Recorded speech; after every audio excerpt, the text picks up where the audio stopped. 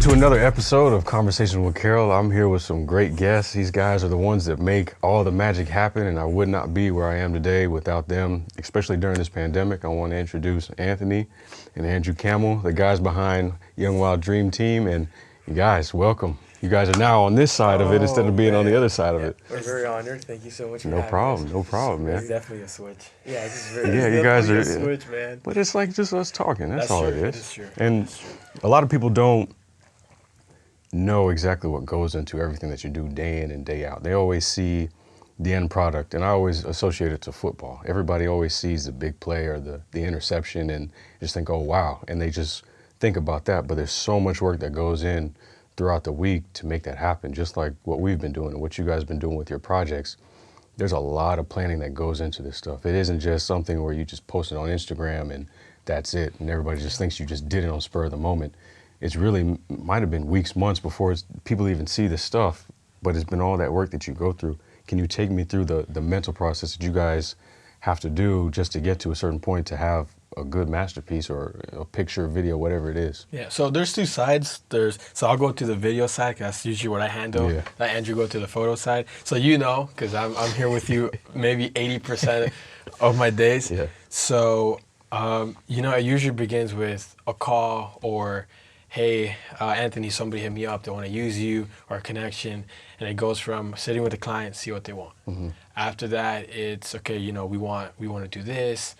I usually start with like common questions, which is, okay, what is the final product for? What platform? We start building the numbers, the quote, see if the majority of the time people don't give us a budget. So we kind of build the numbers first and then see if they can do it. We'll work with people, everybody. We've never been the type of people to like have a set price. Not everybody is in the same financial position. Not everybody can do it. And I find it better if I can work with somebody that, and grow and not have to charge them like an arm and a leg if they really can't do it. Mm-hmm. So we've always been like that. So, we'll plan, give the numbers out, build a team, and then we'll send the estimate. They'll say, yes, we can do it, we can't do it. They can't, like I said, we'll work with them. The majority of the time, the projects go through, we film. Those days are very long depending on the project. Yeah. And you know that because I'll leave here in the morning, come back at night, and it's like, okay, I'm done working, But that's what most people think, I filmed and it's done. And then there's the post-production process, which probably takes a week or two. The majority of the projects that I have are like less than a week. So I have to like really go after it. And you see me spend 8 hours in the computer. Like, take a break, man. Just get off, go somewhere, do something. That for me, it's the hardest part is the post-production. But the more projects that I've done and the more that we've been able to do, the more planning I do on the pre-production, the easier it's for the post-production. Because if I plan, if I have a storyboard, if I have a mood board, and I know what the final product structurally is going to look like, it's easier for me once the project is done to sit on the computer and just lay things out. Because after that, once I lay things out, I edit, I color, send revisions. If I get anything back, make the changes, send it back, project is done. But that process in itself, if you're not well prepared and you didn't plan for it, it could take a long time, and it can be extremely stressful. Because even for me, I'm not gonna lie to you, some projects could be very overwhelming because they're bigger. Some are very easy and it'll take me a day. But I think that's the fun part because every project is different. And that's what I like about it. So on the video side, that's usually how we handle stuff. Then you can walk through the photo. No, but I mean that's good because I think a lot of people don't realize that we don't. I think there's a misconception of we just press buttons, or we run cables, we press buttons. But once people see the team, we try to make it as family orientated as possible. We want to show people that this is not a one-man band or this is just me and Anthony. We have a lot of good people that work with us. They're not just friends or family. They've been with us, thick and skin, and they've really, sometimes, like you said, we don't have the budget. These people come, they take the time, and they say, look, we'll take a cut because we believe in you guys. So, which something we're very grateful for, and something that we're never going to be able to repay, that sacrifice, that commitment towards the vision. And like he said, there's times where he spends hours in of editing, and I don't think people really get to see that. I mean, that it's one thing to, call your video guy and call your team up and say, hey, I need a video. But I mean, there's a lot of logistics, there's a lot of planning, there's mood boards. I mean, it's a logistical beast. Yeah. There's a lot of planning that goes to it. I think once you've got to the point where you're a professional, you know that it's not just picking up your camera and running gun and going to shoot. There's actually planning involved. Yeah. There's phone calls you got to And make. we treat all our projects like a production. Yeah. We'll Each have everything from a producer, which we usually do, and we also direct. And then we'll have, our grip, we'll have our camera guys, we'll have our DP. So we try to treat every project as a production and keep the fundamentals to do things right. And I think that's how we've been able to keep a structure. And like he said, a lot of the guys that work with us have been with us for a very long time. They're very good at what they do. You've met a lot of the guys, very professional guys, the majority of young like us. So it's good to have people that believe in us, are willing to come in and help. Yeah. That's always been the hardest part, especially starting off. Yeah. Oh, you guys are too young. We don't know what you guys can do. Oh, we don't know if we can trust you guys. And that was the hardest thing. But now that we've been able to put a team together that we trust, things have gotten a little bit easier. I've seen that. I mean, Yeah. and I want to go back to that too. You were talking about starting off and how difficult it was. Can you guys take me back to when you guys actually got an interest in film, pictures, editing, all these things that you talk about? There's a lot of people that don't know all this stuff. They just think, let me just get my camera phone, film a video, Yeah, let me this put it is on it Instagram, right and there. that's Yeah. it. So I just So- want to hear that from you guys. It's interesting because I mean it's a little bit of an emotional topic. I mean we're only 21 for people who don't know, so we're very young compared to a lot of people who've been doing this for a long time. And I think we've not lucky because we've worked hard for what we have. So we're grateful and we've been blessed throughout this journey. But we started really young, 12 years old. We were volunteering at a church, and we pretty much said, okay, look, we saw they had a media team. We started off, and we found a passion in that. We really liked, creating memories. We loved capturing memories. We loved capturing things that maybe people may not remember, and watching smiles on people's faces, watching, the visions that they have, and watching them. Okay, crap! Like I have this in front of me, and it's something really. It's very satisfying to see people happy, and seeing them, replay those memories that they find. Like they're gonna last a lifetime. Whether that's a wedding or whether that's the rebranding of their first company or whatever it may be.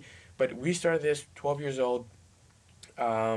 Pictures. You were doing broadcasts at the time. Yeah. And we said, look, we're gonna commit to this. This is the only thing that we're really interested in. So we said, okay, let's see what we can do. We would take 3 or 4 buses just to go to Miami Beach every time. Whether that was on the weekends, the summertime, if we didn't have school that day, we would go to Miami Beach. We would walk, all of the, Lincoln Road, Ocean Drive, and just take pictures. We would take our friends, make it as much as a group as we could, and just push out content. And it wasn't so much about the content; it was just more in the experience, learning how to use the cameras, photographing the city, and we did that for like 2 or 3 years, and it got to the point where people, were. Oh, are you guys the same kids that are always walking in front of restaurants? Yeah, that's what it's about. And we would get a lot of DMs like that, and all right, and that kicked off for a bit, and people were calling us, and we started doing videos, car videos, model videos, doing a lot of photo shoots. That's pretty much how it started. It was actually It's really pretty much fun. how the majority of people start. Yeah. It's it's model shoots, cars, whatever you can find social media wise. Yeah. And very, very, I think we did like 2 years of that. Finally, we were able to come up with the money to register the company, which is very big for us. At what age did we? 14, 15 years old. We registered the LLC of the company. Y'all had your life more in order than I did. So we did that. And for us, it was more about making it legit. Yeah. So we could find a way to pick up gigs that people were yet not comfortable giving us, because that was the hard thing. Like I said before, people wouldn't trust us because we were just too young, and it got to the point where we started hitting up for concerts, and people were like, will talk to us on the phone, and we'll show up and be like, wait, you guys are not 21? We can't get you in. And there was we had this maturity to us and this responsibility and the way that we carry ourselves that people didn't understand how young we were. Yeah. And that on itself it hindered us a bit because there's a lot of stuff that we just couldn't do. Yeah. And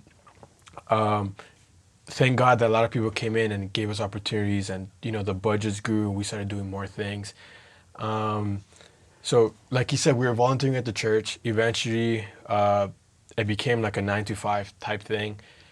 And it got to a point where my craving and my passion for this grew too big for me to be into a 9 to 5. I needed to get out. I needed to, it got to a point where I felt like I wasn't growing anymore, and I was just I just flatlined. I was just on a straight path, doing the same thing. It was busy work, and that was hurting me because I was getting frustrated, and I was learning to hate the thing that I loved the most. Yeah.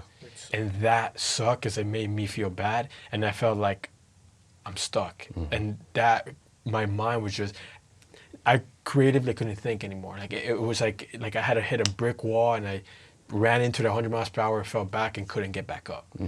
So one day I said, I can't do this no more. I quit. Out of pure anger and frustration, I just quit. I remember we had this conversation, and I told him, I don't know how I'm gonna pay my bills. I don't know how I'm gonna do the month to month, but we're gonna do it. That's all I know. We're gonna do it, and that's what I told myself. We're gonna do it.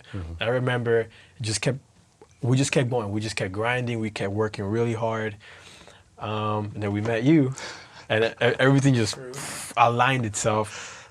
And I always tell you I'm extremely grateful, and I always tell him as well. Man. No problem, man. We would not be where we are right now if we would have met you. Yeah. The amount of work that we have right now, the stuff that we are doing is because of you. You have opened So many doors. You have opened very close to what the gate of heaven probably looks like. Yeah. We have so much work and so much opportunity, and we've learned so much and done things that we have never been able to do before because you allowed us and gave us the opportunity to do it. But that was another thing too. Growing up, we were always in this, maybe not consciously, but subconsciously, I think we were always looking for a mentor, someone that can just. We were looking for very, very long term. We were looking for someone just to, just do this for me and that's it, and I'll pay you guys and quick transaction. We were looking for something long term. Yeah. And I remember when we got the phone call, and we showed up, and I think as the days were going by, I had a conversation with Anthony. I'm like, look, I think Nolan is that mentor we were secretly looking for. Yeah. Cool. And as we got to know you, it was clear to us that this is someone that we can learn from. And I told Anthony we have to fight for this relationship to work because we need to learn what he knows, and not in a selfish way. Is we consider you very successful. We consider you our mentor. So we talked about it, and we said, okay, we need to learn as much as we can from him, and whatever he needs, we'll be there. We'll be there. So appreciate that, man. We always put an emphasis on that, and for us, it's not about quick relationships. I love the long term. It's obvious it's not easy. You gotta pay bills, but at the same time, I'm not gonna miss an opportunity because of money. We're not gonna miss an opportunity because of money. Every handshake. If you choose to show up, and a lot of people, they hesitate, and we had this determination. This is something we have no plan B. A plan B for us was saying, okay, we don't believe in this 100%. So we needed. So we eliminated plan B. Yeah. We said this is the only thing that matters, the only thing that's going to work. It doesn't matter if our mom doesn't like it, if our grandparent doesn't like it. We have to do this. Yeah. And I'd rather, fight with them in the short term than me hate them for the rest of my life for making me do something I don't want to do. Yeah. So we said we're going to attack this full on. We'll budget, we'll strategize, we'll make whatever plan necessary, but this is going to work. Yeah, and it's crazy because, going back a little bit so people understand where me and you come from, we weren't always like this. Yeah. I was growing up, I was very angry. I held a lot of resentment towards my mom, a lot of anger, for the reason that when we were younger, our parents moved us to a different country for 4 years. We went to Costa Rica for 4 years. It was a business trip with my mom and my stepdad. And at that time, we were too young to understand what was going on. So for us, it was why are we doing this move? And we didn't understand. And, it turns out that our dad went to prison, and he didn't make the best decisions back then because he is doing extremely good right now. And we left, and I see here my dad here and then before we left, and then we moved, and every time we come down here for the summer to your grandparents, we wouldn't see him. Like, where is he? And we wouldn't see him. Things were rocky. People wouldn't really tell us what was going on. So it almost felt like it was me and Andrew against everybody. Yeah. Because we were always trying to. We had an idea and speculations of what was going on. Mm-hmm. Eventually, when we got back here, and the truth was told to us, it was extremely upsetting, because I was already upset of why am I in a different country without my family? Like, why are we here? Yeah. I just couldn't understand that. Once we got here, that just built up even more. And as we went through middle school and high school, I just my aggression and my frustration just grew stronger. It got to a point, and I hate to say this, at one point I had so much hate towards my mom. And that hurt, because I love my mom right now. Like, it's like I can't believe that I felt like that towards my mom. Yeah. And got so bad where I got kicked out of my house. I had a fight with my stepdad. Gave me the boot. I had to go. I didn't know what I was gonna do at that point. I was still in high school. I had no clue what I was gonna do. Hopefully at that time my dad was already out. My dad was like, come. Our grandparents said we could come stay. Went in there. But I knew that I had to change, because at one point I realized that I was becoming the person that people didn't want to be around, because I was always angry. Yeah. And I was always on edge, and I was not easy to deal with. Yeah. And that hurt me, because I was pushing all my friends away from me. People that I grew up with, relationships that I had for a long time, my friends that were with me since the day I came into this country. And that really did hurt, because I was like, damn, I'm losing everybody. I had nobody to fall back on, and it got so bad it bled into our relationship. We started fighting like crazy, and we, at one point, were not getting along. We just stopped. The company stopped for a while. We were not working together. Jeez. We were not doing anything. It was just bad times, and just everything was just a wreck. It was very frustrating, because, trying to grow the company, we weren't a fan of high school. I mean, we were getting phone calls to go and travel, to go take pictures, to go and work. We couldn't. We were stuck.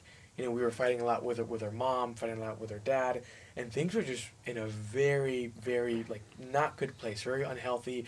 And we knew that, okay, well, part of it, obviously the frustration, but we needed to change. So we just worked on ourselves. We surrounded ourselves with better people, surrounded ourselves with people that we wanted to be like. We audited our social circle a lot. Removed the bad, kept the good, and it was hard, because when you want to change and then you have all these your old friends, it's hard, because there's, believe it or not, the influence is still there. Yeah. And you have all this history with your friends, but it's like, but I want to change so bad. So what do we do? And no, we made the decision together, and I'm lucky, and I fight with him all the time, but I tell him at the end of the day, if it wasn't for me having him, if it wasn't for him being in my life as a brother, and I consider him a brother, a friend, and my business partner, I don't think we would have any of this, because we kind of complement each other with all the skills we have. He's more of the street guy and more of the nerdy guy, so he's helped me a lot with culture, and everything else. And I'm still kind of creeping my way getting into you there. Everything else. We're trying to get you there. Yeah. So, but little by little, But it's good though, because our strong grew stronger during the years, and everybody that's close to us can tell you we were always fighting like crazy. And don't get me wrong, we're brothers and we're closer than ever before. We still fight. It happens. But it's almost gotten to the point where we'll fight, and in a couple hours we're like, yo, we're good. Yeah. Whatever, it's just done. We can't be fighting about this crap I've been there anymore. with my own brother. Yeah. I definitely. But it's funny, because every single time I introduce you guys to somebody else, I always have to mention these guys are 21. And everybody will look at me like, wait, what? They'll look at the work, they'll look at the videos, they'll see all these things, and they cannot comprehend that you guys are so young and know so much. And I really attribute that to you guys changing your circle. And it happened when I was playing football. It was the same thing. I had to remove people from my life that were not adding value to it. If they were just always stuck in the same rut, always doing the same thing, I always had to ask myself the question, how is that going to benefit me down the road? Am I just going to get a benefit for a night? Am I going to get a benefit for a week? What is my end goal, and what do I want to do? And you guys see it so clearly. And to me, it's great to see that in you guys because not everybody can do that. Not everybody can see out into the future and know what they want to do and then take the necessary steps to do that. And so I definitely commend you guys with that. I also want to get into your favorite, basically your favorite projects that you've done. Each one of you, both of you guys, Yeah, you've done that's probably over probably 1,000 projects. We different probably have the projects. same answer for this one. Do you? I think so. Yeah. I'm guessing, I have it in my mind, Logic. That was one of our damn. okay, so We said the Kanye. same yeah, time. it's Ultra, right? Yeah. There it is. It was That so was fun. close. But you know what's funny that Logic, Kanye, we had made a list in I think was it 2019. Yeah, this was beginning? the year that we were just fed up and we're like, okay, we're gonna this is after I quit my 9 to 5 and I was like, yo, we're gonna chase whatever we want this year and we're gonna make everything happen. We And made I- a physical list. And it's crazy because this actually goes back to 2014. We were just big. So before I started film, a lot of people didn't know I was very much into music. Yeah. I loved the music industry. I was producing electronic music. I was in the EDM community. I love that stuff. And one of the biggest things for us was like, yo, we want to shoot Ultra. That was the biggest thing for us. We would go, knowing that we probably were not going to get in, we would go from 7 a.m. in the morning, that loadout begin, all the way till the last main event. In 2014? For 3 days. We did Yeah. that for 4 straight we years. did that for all the years, and we would go. We would Dang. meet people. And every year we got closer. yeah, Somebody would try That's to get good. us in, That's good. or somebody would hit us up, be like, hey, I could probably get you in. So we just stood there. And what people don't understand is that our birthday is March 29th. So we would spend our birthdays just sitting there. Because we wanted that so bad. yeah. And I remember 2018, was it 2018? Yeah, it was 2018. We found out that, so there's this big crew that is called Final Kid. And Final Kid has been filming the Ultra after movies, like all the Ultra after movies since 98. Since Ultra was in South Beach, This is the 1998. guy with the cameras you're Yeah, telling it's us about? Charlie. Okay. So Charlie was hosting.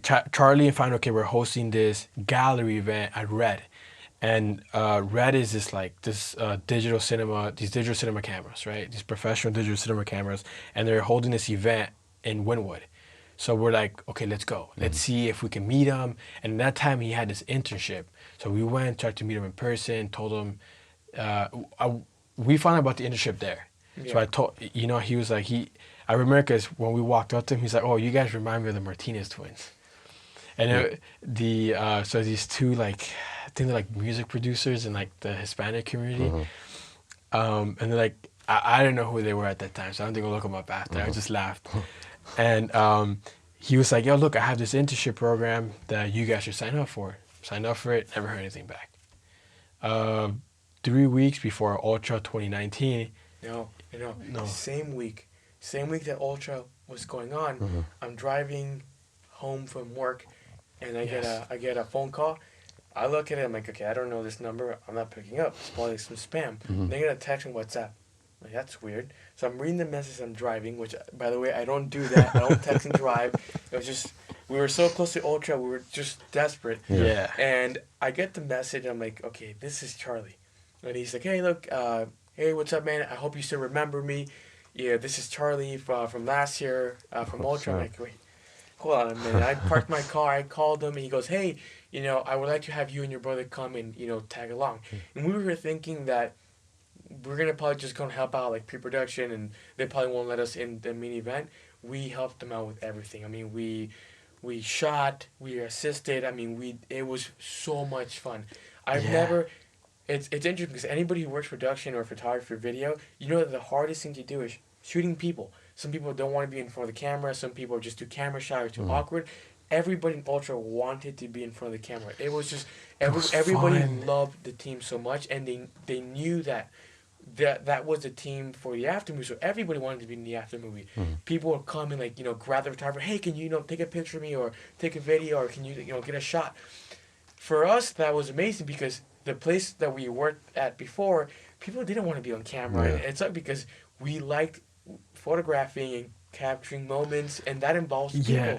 So I mean, it was interesting having thousands of people there, the pyro, the lights, the LEDs, the lasers. And that's just that It was is it's like insane. the fact that we got to see David Guetta, like the OGs Amazing. from the EDM community, just in front of you, like less than 10 feet away. And I still get goosebumps. Like you're sitting there, you're ready to roll the shot, and there's fireworks going up, fire going up, and everybody's just jumping, and you see like there's not one person jumping. Yeah. Everybody's just jumping, and the atmosphere consumes you to the point where it's almost not work. And we did the ultra where they moved it to Virginia Key. to Virginia Key, and everybody's like, that whole move was like it was a mess. It was long days, but we were there all 3 days. We made those crazy drives down there, like paid those $200 Ubers to get out of the island. It was insane, but we did all of it. Like that experience was amazing. Like, we got to play with like the best camera,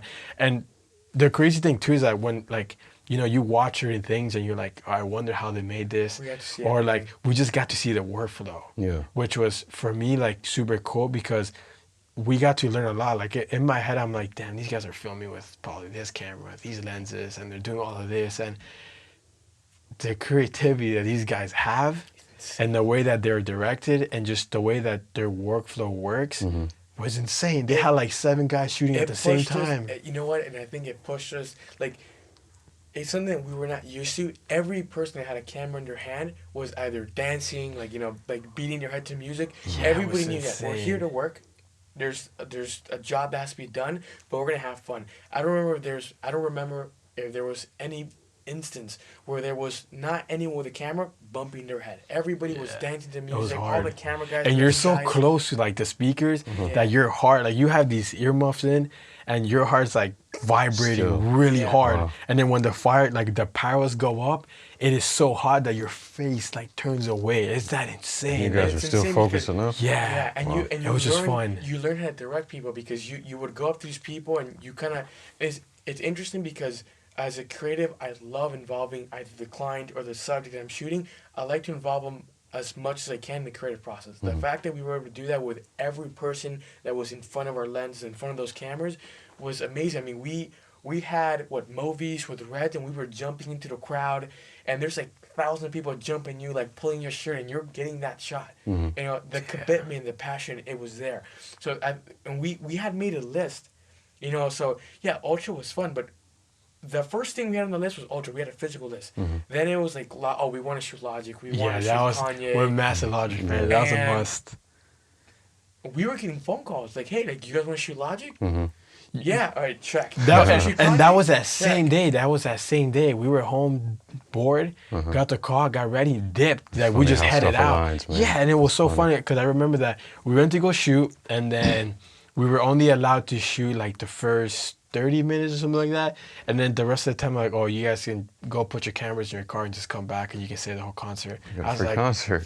100% we're doing that. We'll do it. And then after that, we got a call from one of our buddies that they were hosting this like this Christian event at in Arizona. And they're like, oh, we need somebody to direct and DP the whole that whole conference. So it was at the what stadium was it? The Sun Devil Stadium? The Sun Devil Stadium. Yeah.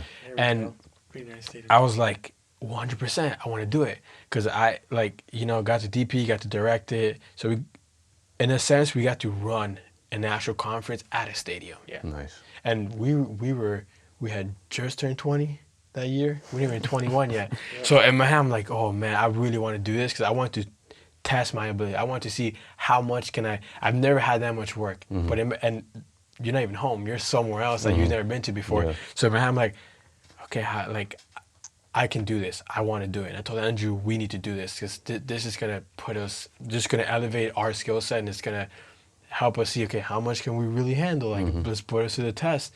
And, we did really good. Everybody was extremely happy. You led a big team of volunteers, about 10, 20 people. I led a group of like 10 guys, 10 shooters, and it was just the experience of putting the budgets together. And then obviously shooting the Kanye part was fun. Him with the Sunday service, that was insane, man. Like, it's just so like so much fun. So much people showed up to that, and just to see like him there, and it's just crazy because it was something that I had told myself, like, if we get to, like, I had made peace with myself. I'm like, I'm gonna let the guys shoot it because they were very excited. I'm like, I think that I'm happy enough that the fact that I get to lead the team, go let them have fun, and the fact that we even still had the opportunity to still go and shoot, grab the camera for a little bit and shoot it. Oh man, that was insane. A lot of fun. Yeah, and it was you know, it was cold, and there was a lot of people there, and Arizona is just really nice. Like, I think that was our second time there. Arizona was just amazing. So that was the third project. So I think it goes Ultra, Logic, Canyon, Arizona. And then everything after that is just everything we're doing now with YOLO. It was just extra stuff. Well, I just see how far you guys are coming. I remember when I first met you, we don't even know how we met each other. We don't, and I remember that craziest. Day. It was for your store for Duke. It was for your store for Duke. And we got hit up to shoot the opening. And I remember that before the opening, we had set up to do like these interviews, right, that were going to be put out for press. And I remember that we recorded this 2-hour-long interview, and then I go input all the footage, and all the audio stuff was corrupted. Like, nothing was. I remember that. I'm like, yo, how am I going to walk up to him and tell him that we have to redo all of this because something got corrupt? I didn't even know you gonna understand what I'm telling him. But I wasn't. I know. No, thank God you were cool about it, because I remember I'm like, hey, look, man, like, you know, the files got corrupted. I can't access that. Let's just do it again. We'll do it again. And I was like, oh man. But I was like, remember dude. from that like whole weekend, there's a lot going on. But there was one picture that let me know you guys were like, you had the potential, and it was the first picture of Duke. Like, I think you were across the street in the middle of the road or something, and you took a picture of the storefront. And when I saw that picture, I was like, oh, these guys are good. And I can't remember what we did after that. Maybe Fashion Week, I think. Yeah, you took. Oh, we that did Fashion was Week, another trip. and then that was like the next level where I said, there's something to these guys where they love what they do. That was insane because we've never gone to New York. I remember this. It was a Wednesday. We were shooting a model, and I think I was tired. I was ready to go home, and we get a text message from you. You put us in a group chat, and a message, and you say, hey, can you guys go to New York for Fashion Week? Yeah, for sure. But can you guys get on a plane like today or tomorrow? I said, wait, what?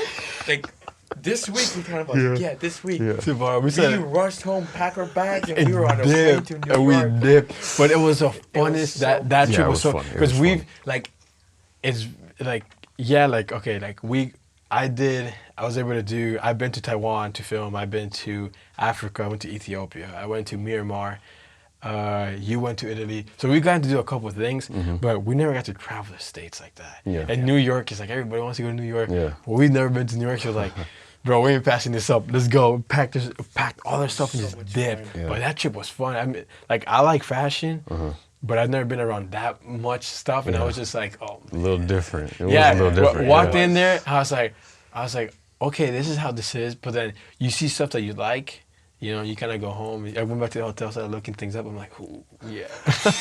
I'm like, damn. No, and I remember because you were wearing these this YSL shirt.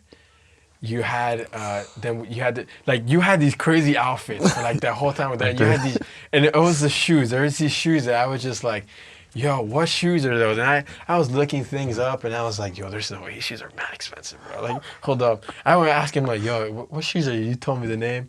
You know, you told me, okay, yeah, these are, no, brain fart. What the names? The Vuittons? No, with the G.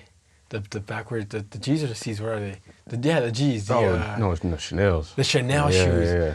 Oh, my God, man. And I just remember you had, Chanel like... King. You had all these crazy Chanels for all 3 days, and I was just like, yo, these are cool. And I remember asking you, like, what are the names of Chanel? I went to look it up. I'm like, oh, yeah, I know. I'm like, there's no way, bro. That was definitely... But even right now, though, I see you wear some Chanels. I'm like, bro, where are these coming from, bro? These are dope. Like, the black ones that I'm always talking about, dope. Those are nice with, like, that sway in the bottom. But you see, I don't wear my... Like, I leave here in flip-flops. Which I don't understand, because you have so much... Bro, I will go out to eat, and I will wear, like, slippers or Nike shoes. I don't think people understand how much heat you have. There's a lot of smoke coming out of that closet, man. Because you have a lot of, like, good clothes, but your kicks, man, like, the walk on waters, bro. Dude, I didn't know you had those, but this is what I like about you guys. When we were at Fashion Week, this is how I knew you guys were... I mean, I can't... My mom won't let me. She won't. But you guys were the I remember. when you would take, like you were always talking about taking pictures in people's elements, just naturally. It wasn't staged, set up. None of my pictures, you guys know me, anytime we do any Yeah, type of you photo want shoot or nothing anything, staged. I don't want to, how does this look? How does that look? I don't want any of that stuff. Yeah. I just want it in a natural element, how I am in that moment. And I can always recall what is going on around me when it's happening. And you guys shoot almost the last 8 magazines that have come out. International, not just United States, international magazines. You guys are capturing the moments that other people see, and it captivates them. But that was, first it was Dube, then it was Fashion Week, and then it was, each time we did projects, it's like one got better after the other, and now we're doing this stuff now. We're doing this. Exactly. Like, this is a production. We haven't even gotten into the other projects that we have. And that stuff in itself, you guys, you've mentioned you want to do cinema. You guys want to be producers. You want to do those things where you're off, kind of just like directing. Yeah. And you guys have been helping me with that, with the vlogs that we've been doing, which is not just any type of vlogs. These are like mini series. Yeah, they're like Yeah, when people see them, that's definitely gonna be like because that's stuff that I was like, okay, like how can we film these? Yeah. Keep that documentary style, but make it look like somebody's watching a movie. Yeah. Like relive that experience. Because here's the thing, all I had was the written version, and it was like, we need to make this into a visual version for people to watch. Yeah. And people now some people are not gonna read stuff. Some people are gonna rather watch it. And I think it's that exclusivity, because it goes more into detail and it's something that somebody can watch. It's gonna be even crazy, because I remember when we got the call to do this. This started as I want to start a podcast, and it went from like, oh, we can set it up in the room over there, and this was like intra-COVID. This is COVID is hitting the United States and the whole world, and everybody's at home. Yeah. And I remember it was Christmas time. I was so bored. I was up in Orlando at my parents' house, and I was just looking to the year. I'm like, from January to December, I have no work. Like, I'm gonna just, I don't know what I'm gonna do. I'm gonna probably have to go work. There was nothing. Like, I was going down, because I was like, oh man, like I've never gone through this. So I'm like, what am I gonna do? Like, I have no work. When you called me, we started planning, doing some calls. At one point, you're like, bro, just come over here. Let's just come over here. Yeah. We'll go work. So I was a weekend and off. And coming here, shooting a couple stuff, pictures, trying to figure out what we could do. Then the conversation grew. Yeah. And then I was like, we're gonna have to make this happen. Yeah. Call one of my buddies, Gucci. I was like, okay, Gucci, I need to insulate a room. Yeah. Okay. He came in here, did his thing, got that done. Okay, we need to set up the room, decorations, hit up IKEA, and just after like 40 different ideas that we had, finally settled on one. Got the branding done, which I think a lot of people don't realize. Talk about that. A lot of people don't realize that.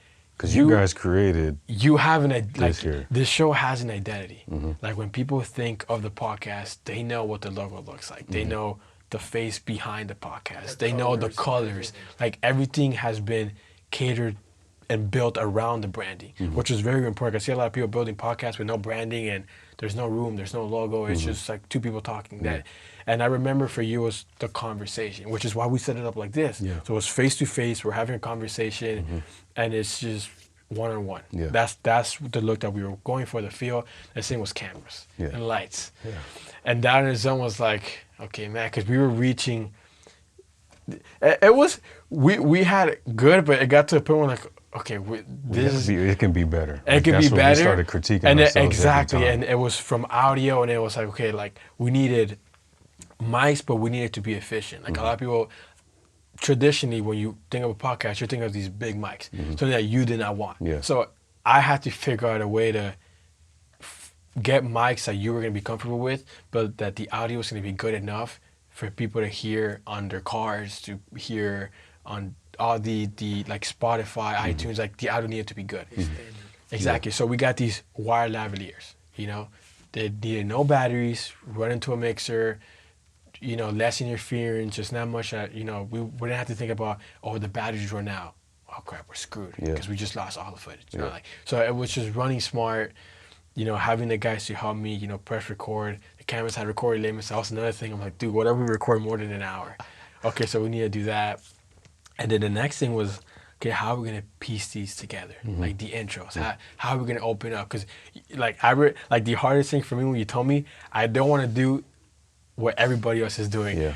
And in my head, I was like, okay. challenged y'all. I challenged both in of my y'all. head, I was like, okay, erase everything because that's what I was using as a base. Yeah. I was like, okay, crap, starting from zero, and I was like, okay, but it helped because we have something that people don't have. Yeah. We have, for me, that I call this a professional show. Mm-hmm. We have intro. We have, like I said, branding. We got good quality, both audio and visually. Yeah. And it's well put together. It has an identity, it has a DNA. And then obviously you're behind it, and we have, Matt that's helping to launch these things out. Yeah. And the planning, what people don't understand, this didn't happen we planned this thing for 6 months. I think we started in April. Yeah. We planned for about 6 months before. Very strategic. Went from 0 to, 40%, back to 0, Yeah. and then straight to Yeah. okay, let's finish this room. Because it got to a point where it's okay, this is taking too long. We need to settle on an idea. We need to go with it. Because I remember once we were getting close to Yeah. September, I was like, okay, no, we need to get this done fast. Yeah. And then we did it. And to be honest with you, like I'm extremely happy with everything. From where it was, like, I came here and I set up and I was thinking, oh, this is cool. You saw it. I don't even want to show pictures compared to what I built to what you guys built. Oh my But goodness. it's crazy because everybody that records in here, and once that door closes and everything just You don't hear nothing. everything That's what goes that- out, people are like, oh, what just happened? I'm like, Yeah. door's closed. But I think it's that's- cool that we have like the helmets and the footballs and like the cleats and like Oh, yeah. it's a character. Like these are different personalities like of who you are. Mm-hmm. Like each item in here, it's like there's history here. You Yeah. can pick and choose and you can tell me a memory off of every item that's in this room. Yeah. It's very personal. I think people don't understand that the environment matters when you're recording someone. You're building a story or you're building a show off of someone. You gotta have all these things in here, and this is not something we built in a week. Yeah, It nah, took it just months. took months. Yeah. Man. It That took months. That's really nice. Now, for you guys, I've always kind of spoke on it. You guys want to be directors. You want to do the that's the goal. cinematic stuff. How do you guys plan to do that? And I just don't say we just got to keep doing projects. What do you see for yourselves in the next 5 years? I know it's a cliche question. It's always up, but it's a it's fair a conversation question, that we yeah. have a lot. Yeah, I so know. I think the at that point, I think you have to be very realistic. There's a lot of budget. There's a lot of money that's to get involved. I think something that Anthony and I have done not an amazing job at, but something pretty okay or decent, is saving money. Every check that comes in or every invoice, that we send out, 10% of that invoice gets put into a different account. And it saves us much money because, you got taxes, you have gear, there's a lot of things, there's a lot of components. the And we logistics. always focus on paying those that help us. And me and him have not taken a paycheck from any of the stuff that yeah, we've I done in like always 4 hear you years. guys. Every time there's a job, I'm like, you guys, Nothing. you got to at least reward Yeah. yourself or something. But your Yeah. mentality is, we'll get it later on. Yeah. Like you're always Yeah. thinking, let's help Yeah. the people we need to Yeah. help, and Like, we'll get ours after. Make the sacrifice now, especially with all the stuff like stuff we're doing YOLO, stuff that we would do with you. These are things that are big, and that there's a lot of people that don't know where this is going. Yeah. And when it gets to where it's going, it's when everybody's gonna reap what they've sowed. Yeah. So that's why for us, we're not so focused on I've always noticed that people that want the stuff now are gonna be complaining later because they're not gonna have anything because they're thinking about now. What you really process. like for me is okay. What's necessity? Food, paying the bills, and paying the stuff that we need to keep working. That's it. I'm not going out spending money on clothes, which trust me, I wish I could, or shoes, which I wish I could as well. Yeah. But I know that when the time comes, I'm gonna be able to do all that, and I'm gonna I'm be even able trying to get you some clothes. Man. I'm like, dog, and come me on, and you let's talk do about something. bro, Let and me it's crazy 'cause- reward you at least, dog, and you don't want to do it. Oh, man, I just remember, bro. Even you. Yeah, I Tried to told take you. the suit supply one time. when you took me to the YSL store, I'm like, bro, no. Like we walked in It's there, and I was, reward, man, for that long, just Man. for that duration of just keeping it together. Because there's a lot of things because you were involved in church, so you were there all the time, and you were just doing everything by yourself. And I always see, I'm just like, yo, I don't know any of the stuff that you're doing. I'm not gonna sit down here and on the computer and try and mess anything up, and then you got to do extra work.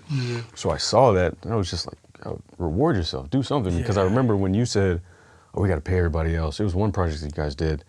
He said, I have to pay everybody else, and I'm only getting like $100. I'm just like, Yeah, you got a we big pay job like that, and you're only everybody. getting $100. It's like, Yeah, there's no. yeah, because the focus, like we're right now, it's some jobs we do get a cut from it, but the majority, the cut goes back into the company. It pays all the subscriptions that we need. It pays the vehicles we have under the company, everything. Like we don't get anything from it because we rather build the company, get it to a point where, okay, they're doing commercial stuff, they're doing film stuff, and get to the point where the gigs that bring in the big lump of cash start coming in. Yeah.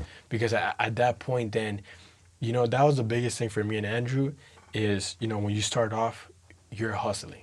You're, and I was living paycheck to paycheck, like really just hustling, right? And I wanted to get out of that because I didn't want to hustle no more. Yeah. I wanted to keep grinding, but I wanted to move towards something that was permanent and stable, that was gonna plant our feet in the ground strong.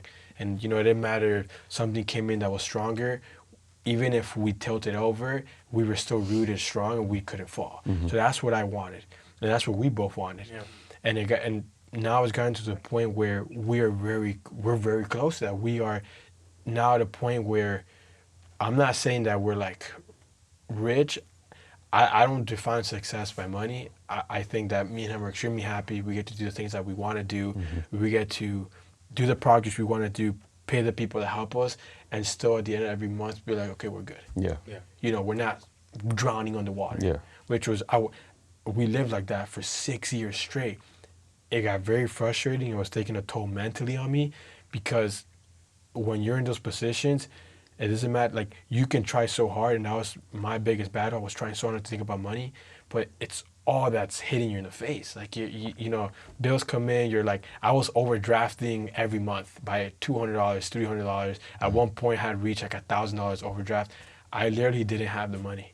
I didn't have it. And it wasn't until this year that I was able to recover. We were told, I remember this so clearly because it was something that hit me so hard. I was being told when, you know, because Anthony came to the company like a year after, I said, okay, we need to do this. You have no business. They were telling me you have no business in running a company. You have no business in creating a company right now. You don't have money. And it was so frustrating. I'm like, I want to learn. No one to teach me. I had to learn everything by myself. Learn how to register the company. Make sure like the tax code, everything's up to date. How to write a check. How to create a bank account. You know, there were so many components on starting, and it was at first it seemed very impossible. But the more I thought about it, there was no other option. This is the only thing I wanted to do. I wasn't going to go the college route. I didn't feel comfortable putting $20,000-$30,000 into a school that I know that I got nothing wrong with school. I just don't think that it's for everybody. You know, especially when you're not, you know, school is there to make employees. I didn't want to be an employee. I wanted to be an investor. I wanted to go and, you know, help people out. And unfortunately, people might disagree, but it doesn't really do that as well. And you know what? The generation's changing. People are changing. You got people in Silicon Valley, people part of the 1%, people doing startups. Half of them don't even have a college degree. And the majority of them are very young. Yeah. Yeah. So our generation is moving towards that. It's there's kids starting $1 million companies, and they're under the age of 18. That's insane. Because they're being consistent with their idea. They have an idea, and they don't let somebody else deter them from that. No matter how, it's funny because I guarantee when you guys were thinking at first, you knew you wanted to be in this position now. You didn't know how you were going to get there, but you knew you wanted to be here. Yeah. Yeah. And you see that. So before we kind of wrap up, what is the advice? Because I always ask you guys, you're so young, and I know you guys can help so many other young people that look at you guys. What is the advice that you can give to somebody that doesn't know any direction that they want to go in life? Seeing you, what is the message that you want to give out to whoever might be watching this that's younger than you guys or trying to get in your arena of this profession? You want to go at it? Right. I think the biggest mistake anybody our age, or I think anybody can make, is compare what you have and compare what you've already won to everything else around you. I think the worst mistake you can make is compare your talents, your gifts, the things that God has given you to everything that everybody else has. You have what you have because you fought for it.